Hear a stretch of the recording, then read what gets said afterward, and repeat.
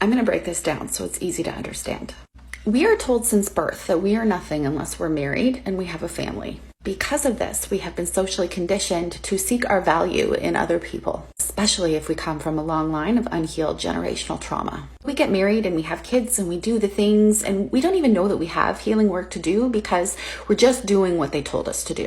So in most relationships like this, there's a giver and a taker. The taker doesn't know how to validate themselves, and so they take from other people to get validation. The giver doesn't know how to validate themselves, so they give to other people to get validation. And at the beginning of the relationship, the taker pretends to be a giver. Taker knows that if they give, it will attract and hook a giver. And because a giver has been giving their whole life, it's easy for them to fall for a taker that pretends to give because they think, finally, somebody is giving to me.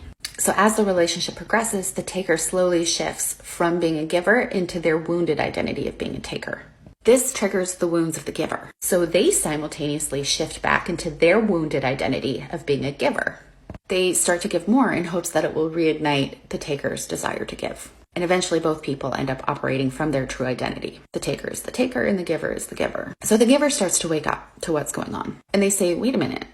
Is this all there is to life? To give, give, give? Like, what about my needs? What about what's important to me? So they start to ask the taker to give. But the taker doesn't want to give. They don't know how.